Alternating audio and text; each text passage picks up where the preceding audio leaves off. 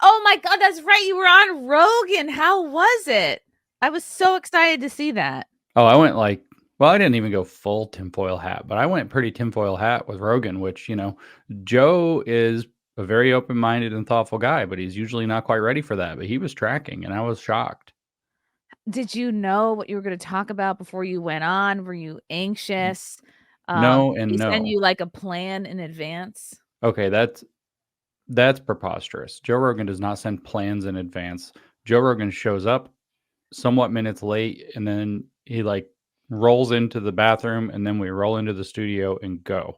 There is no plan. I usually have some thoughts in advance. I don't really get nervous anymore. And now it's like I kind of know Joe, so it's like kind of hanging out with a buddy You're in a sense. bros. We're You're like, not quite bros, but I mean, I don't want to claim it. Maybe he thinks we're bros. And if so, yeah, I'm totally bros.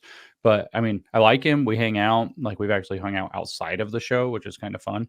A couple of times actually, but at any rate, no plan. I usually think up some stuff I want to talk about, and I had no capacity going into it the few days before, the night before in the hotel, the morning in the hotel. I'm like, I can't think of a damn thing that I specifically want to talk about.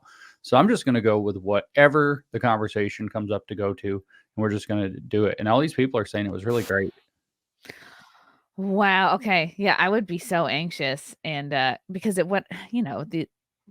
his show goes.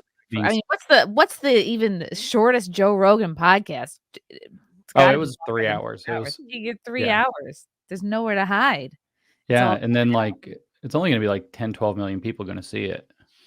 yeah, only 10, 12 million people, nothing crazy.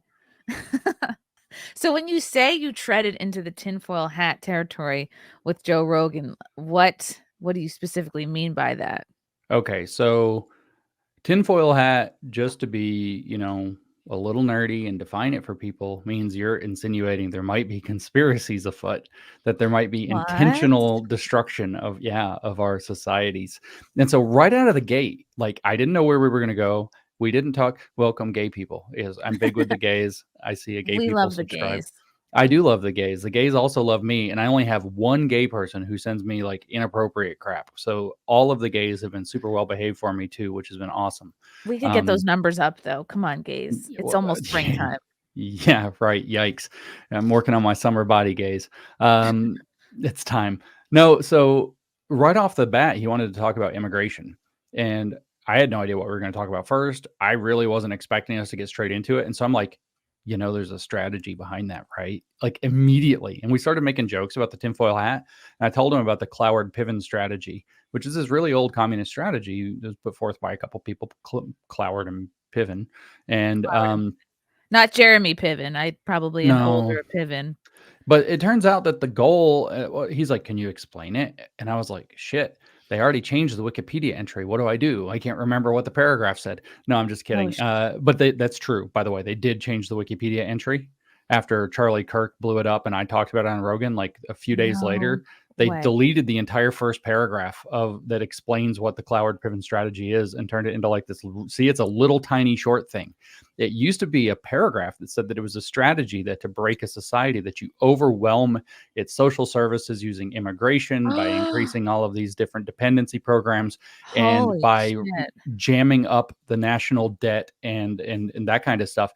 And now it's just this little stub. They literally changed the Wikipedia entry in light of Charlie Kirk and I talking about it literally a few days before he's got his own huge platform, and I put it on Joe Rogan, and they changed the Wikipedia the next day. So do you wonder if the strategy is real? Of course it's real. They just changed the Wikipedia over it being exposed. So and we know who's editing Wikipedia. We know it's the CIA editing Wikipedia. It's not just some tanky.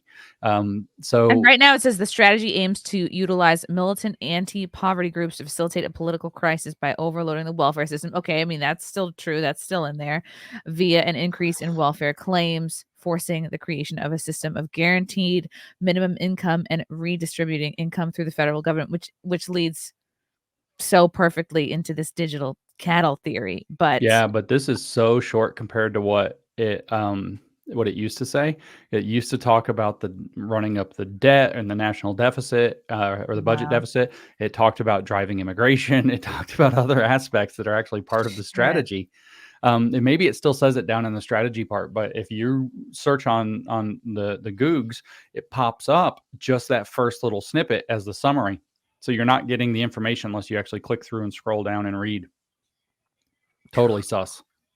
They stated that the full enrollment of this it would produce bureaucratic disruption in welfare agencies and fiscal disruption in local and state governments that would deepen existing divisions among elements in the big city Democrat coalition. So this is to screw over the remaining white middle class, the working class ethnic groups, and the growing minority poor.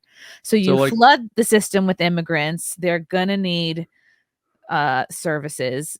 What's happening in the cities? Yeah. We're paying for services to migrants, and who are the people that are mad? Who do you see on the news mad about it? It's not just Republican congressmen.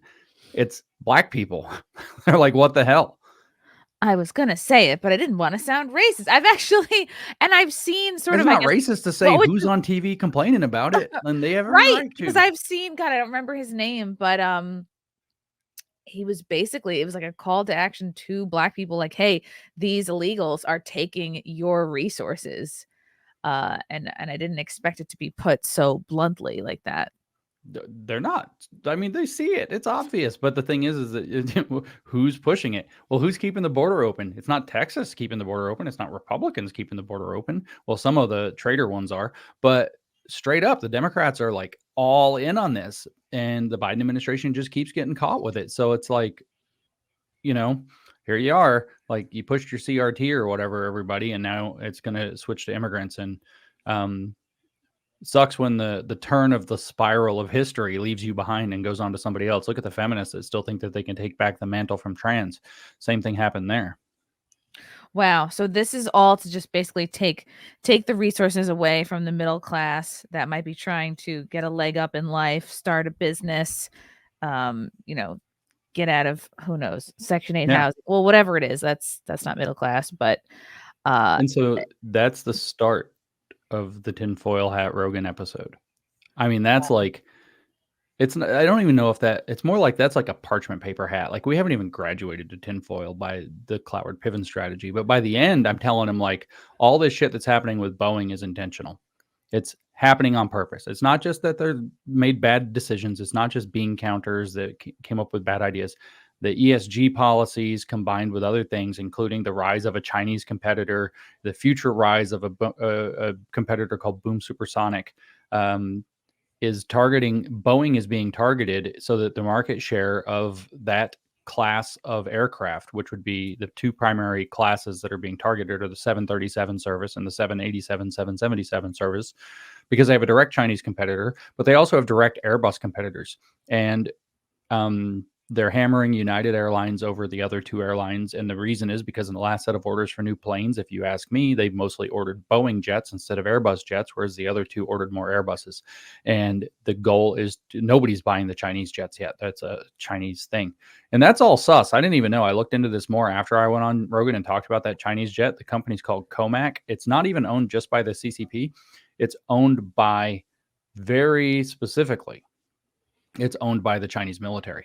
And so Trump back in the day, we're going full tinfoil hat, canceled any American relationships with Comac, along with like 59 or 58 other Chinese companies that have Chinese military ties. And then Biden took office, and you think, oh yeah, he just reversed all that. No, it turns out he didn't. He continued all of that, except for two companies, one of which is the airline, the Comac. So Biden made it so that we can actually, have investment and do business with Comac. So it's super sus. Like this Chinese competitor, the Comac C919 is a direct competitor that's just come out on the market last year to the 737, and they've got a 929 that's going to be a direct competitor to the 777 and 787 that Boeing produces. And so I was like, Joe, what's happening at Boeing? Like that whistleblower did not kill himself. Like that's ridiculous. He got Jeffrey Epstein here. And the thing is like something's being covered up big. And if you ask me, that the goal is actually to tank American manufacturing of jets. Airbus is a European company. Comac is a Chinese company. Boeing is actually our only big jet manufacturer in the United States. So that cripples us in the capacity to build things if we lose Boeing. And Boeing is getting hammered, partly well-deserved, partly because they're DEI stuff, partly because huge quality control issues and inspection issues. But what I suggested with my tinfoil hat, as hard on it as it'll go, is that this is intentional. Part of the program is in line. I talked about a document called Absolute Zero that was published by the British government and a bunch of their favorite universities in the UK in 2019. And it talks about how the goal is that by 2050, there will be absolutely zero flying, except, of course, private jets for the elites. Absolutely zero commercial aviation. And by 2030, we're supposed to have like major hub airports only, like 1 or 2 per country, at least across Europe, and maybe a handful across the United States because of its size. But other than that, you can get their goal is like everything has to be light rail. And so all these nice, convenient regional flights, like if you want to go somewhere, no, you're going to have to fly to like some huge hub and then get on a train that I'm sure is like going to be designed by Pete Buttigieg and dump you into a poisoned lake or something in so Ohio. your favorite small local airport that you like to use to do your regional flights, that will be no more. It seems like According to that plan. What they're trying to do, right? So I guess their goal for the next 6 years is turn people off, lower the demand for air travel, because they're trying to scare everybody with these doors and windows flying out. And like DEI, it's fun to joke about, but also people are genuinely concerned that the people flying are not the most confident. So it seems like they're trying to drive down demand so that they can make it look like, oh, well, people just aren't flying as much as they used to be. And then they can justify it. That's exactly it. And I don't have hard proof that the thing in the Boeing is like a controlled demolition. So I'm not claiming that, but that is my suspicion as to what's going on. Just another fun piece of evidence, that you mentioned the door flying off on that Alaska Airlines 737 MAX. And the FBI sent a letter to everybody on that plane a couple of weeks ago. It made all the headlines again, saying that you are to consider yourself the victims of a crime. So they're investigating. The government is investigating what happened with that, and they're not saying it was an accident. They were saying it was a crime, which means there was criminal negligence or intention behind it, one or the other. Oh my God! So, because usually you think the FBI reaches out to people, it's to scare them maybe into not talking about the incident, but no, that's P. Diddy stuff. Oh God, poor P. Diddy. I don't feel bad at all. That was a completely appropriate reaction, but on the other hand, the memes are on another level. Well, this is pretty overwhelming. So really, by 2030, which is pretty close, that's just around the corner. The goal is to only have international airports functioning. No, not quite, but primarily that's 2050. Well, no, 2050 is no commercial travel. I'd have to look exactly whether it's 2030 or 2040 that they want only international flights. And again, the Boom Supersonic that I was telling Joe about comes out in 29, I think is the year. So what is the Boom Supersonic? It's like the Concorde remake. And now I got lectured by some guy on my Instagram about this, so I'm going to have to say it more clearly to you because apparently they didn't understand what I was talking about. I said that the Boom Supersonic is as efficient as a 777, but it's supersonic, but it only seats 1/8 as many people. So what you can do the math is that tickets are going to have to cost at least 8 times as much, and maybe they'll cost more because it's a supersonic service and all of that. And of course, it's supersonic, so it can only fly internationally. You can't go supersonic over the continent. Okay, so I said this, and some guy's like, no, efficiency is calculated in what dollars per seat. No, brain genius. I'm talking about fuel efficiency. I'm talking about how much gas it costs to go 1 mile. And it turns out that they're roughly equivalent. And so what you are going to have then, though, is for the same amount of miles flown in terms of fuel costs, you're going to be able to take 1/8 the population, which means tickets are going to go way up. Now, I don't know about you. Tickets have already gone up. It's a pinch. I'm not going to drop $10,000 for a flight to Europe unless somebody else is paying for it. That's for absolute certain. So these days of like sometimes $600, $700, $800, or $1,000 tickets to go to Europe where you could take your family on vacation, like I think that's coming. Well, it's being pushed to an end. And I don't think that these things are I think that these things are happening intentionally with the intentions of shutting down demand and even supply for air travel so that it's a reserved right for the, as they pronounce it for themselves, elite of the world. But what do the powers that be get out of that? Because are they truly going to make more money? Is it more profit just to service the elite and No, charge more? no. Have you ever been to like a really nice, like famous beach or a really like the Mona Lisa or any of these like super tourist places? And Oh yeah, you I've seen notice Mona Lisa. Big letdown. It was tiny. Uh, it was boring. very small Yeah. painting, not that big. How was the crowd? Oh, huge. You could barely. Yeah, so imagine I that you don't the want all the closest I riffraff in the could way. get was like 7 rows back. Yeah. Yeah, exactly. So imagine you want to be able to go to the museum and there's nobody else there because nobody can afford to travel. And so the crowds go down and all of the nice beaches and all the fancy places that people are being able to afford to go on vacation. You're not allowed to do that. Yeah. So dude in the comments has it. It's not about the money. It's about restricting movement. It's So about they're not keeping us motivated by home. profit It's at this about point. preventing us from having, meetings. Like if we wanted to go to like we met each other in person finally at America Fest in December last year in Phoenix, and there was like 15,000 people there. Real hard to get there if people can't make regional flights. Wow. No more America Fest. My God, I was going to do a comedy show. I had so many plans for the next one. No, this is very depressing and insane. So it's to But restrict movement, and then ultimately restrict I did behavior. not intend, just like I didn't have a plan with Joe, I didn't intend to have a full tinfoil hat conversation with you, except about the digital cattle, which is a super tinfoil hat concept. We'll fully admit that. But Well, it here doesn't we are. seem tinfoil hat when you can back it up and you can walk someone through it. And That's why I encourage people watching the episode of Rogan to watch less of my handsome face and more of Joe Rogan's blown mind face, where he's like, whoa. Like, because he's tracking. It's like he was like, wait a minute, that shit makes sense. And I'm like, yeah, and I wish it didn't make sense because it's super evil. wow.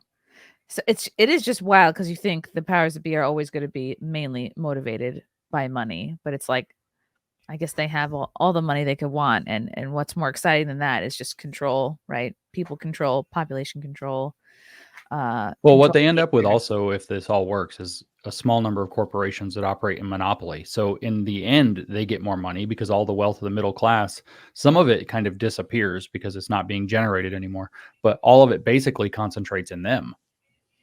So this idea that there's going to be, 50-60% of the population that can afford nice things, that gets canceled. Where does all that money go? To poor people? Hell no, they're not giving it to poor people. It goes to the super rich people who own monopoly corporations. So in the end, they are still motivated by money, land ownership, and control of people.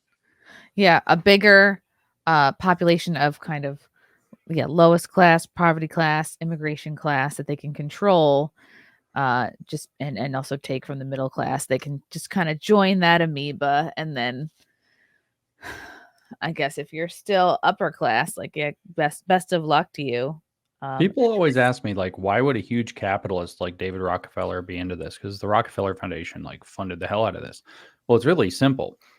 Back 100 and I don't know 20, 30 years ago, they ran literally huge monopolies. They ran these scams that were called company towns, where what they did was, they owned the factory, and they owned the houses that people lived in to work at the factory, and they owned the store where you bought your stuff to get your groceries or whatever near the factory. They basically owned the whole town, and you could live there and they'd pay you to work at the factory, but it would work out to be just a little bit less than it costs to actually live, according to all the stuff like your rent and everything else and all these things that they also owned. So you go get a paycheck, you go work all day, 10-hour day or whatever, come home 6 days a week, make your paycheck, and you'd pay all of your paycheck back to company owned things. So the money never actually goes to you. It just stays in the system and you're allowed. This is basically feudalism reinvented. So we took that away from them by passing antitrust legislation. We took away the capacity for them to do monopoly manipulation of the population. Now imagine you're the people and you're like, yay, that's great. That's what we should do. That's good. That freed up all this innovation. That freed up all this. And I can go see the Mona Lisa, and David Rockefeller has to wait in line like everybody else. Or imagine you're David Rockefeller and you're like, sons of bitches stole my freaking company town and you want it back. So why are they motivated to do this? Because they want their monopoly positions back. That's why. And access. Rich people love their access. They love their VIP treatment. That's what I said that in the digital cattle thread I did on Twitter, is that one of the better jobs of the future is going, if this all goes down, is going to be servant, because they're still going to want to have the domination of dominating another human being. Yeah, the AI could actually do all the work, and the robot could bring them their perfect latte, but they can make you do it and humiliate you in the process. And so I'm telling you that this is not like friendly, nice stuff. The technocratic oligarchs, as I refer to them, are not the friends of humanity. They think they're better than humanity, and to them, we're a little more than cows. It's true. My last day job boss, he was in the hospital after a surgery. He handed me his full bedpan and I emptied it because I didn't want to lose my job. I guess I'm a nurse now. Yuck. Fun times. Yeah. He was on drugs. Well, I mean, post-surgery drugs, not fun drugs, but yeah, I didn't think I had the option not to. Good time. So anyway, yeah. So full conspiracy, full tinfoil hat is where I'm at. Was there anything going back to your Rogan appearance that you feel like you really changed his mind on, or something you said that really surprised him, or something like a point where you feel like there was a few. Yeah, there are some winner moments. One is literally with that, like Boeing's doing it like on purpose. Like he tracked with that a lot, and then he's like, yeah, that's like, that makes sense. And I was like, whoa. And there's some dude put a clip of it out there of me and is like, watch, maybe it was some dude. I think it was, I think it was Dave Rubin. It was put out a clip, and it was like, watch James Lindsay change Rogan's mind in real time. So, but why would Boeing do that to themselves? Do you think they're being paid off somewhere? I don't know. The goal is not to continue. The goal is not to make profit, even if it's just that they're aligning with the incentives. The goal is for sustainability and inclusion, those industries, the travel industry, the shipping industry, the cruise industry, all of those industries have to commit suicide. They cannot meet their sustainable requirements for the stupid Agenda 2030. So to meet net zero, the only way they can meet net zero is basically to shut down operation. So somebody might be paid off. It might just be that the incentives are so bad that they led to making incredibly stupid decisions. Meaning, it's not necessary that somebody sitting inside of Boeing was like, let's tank our own company. Although they did get rid of the CEO, so who knows? Maybe he'll say what he knows. But the fact of the matter is that the incentive structures, and that's what I talked about with Rogan, with ESG and so on, I think force this or create conditions where it's extremely likely. They have to implement DEI stuff. We now know that there was a video that went kind of low-key viral the other day where people were talking about it, that they were contributing, while they're having all these problems putting together their aircraft, they were contributing tens of millions of dollars a year to DEI initiatives. Like, okay, that's a problem. So it's misalignment of resources. People think about the hiring, but there's a massive misalignment of resources beyond just hiring under these things. Then you have the environmental requirements. And then with the governance structure, and this did apply to Boeing, the deal was to get with your ESG score at Boeing, when you're putting together the executive pay package, your ESG score was better if you gave yourself a 10% bonus for implementing ESG. And if you didn't implement ESG, you lost 10%. So you'd only get 90% of your regular bonus if you were not implementing ESG. But if you were implementing it, you could get 110% of your bonus, which turns out to be a 22-point swing. And so that's like a huge misincentive to implement more of this crap, which does not produce quality aircraft. It produces ideological nonsense. If the objective of all of that was to drive Boeing into a place where it's likely to have accidents and get consumers to freak out about it, then so let me be very, very clear. I don't think that Boeing is committing suicide any more than I think that Jeffrey Epstein committed suicide. I think it is being suicided by the broader program. So I did change his mind on that. I also there's a moment, I think I want to see the clip. I haven't gone to cut it, where I'm talking to. I wonder if it's part of this one. I watched James Lindsay on Joe Rogan for 3 hours. I learned some stuff like Boeing is intentionally using DEI to commit suicide in order to make space for a Chinese competitor because WEF is Maoist. Yeah, that's what I said. Sort of.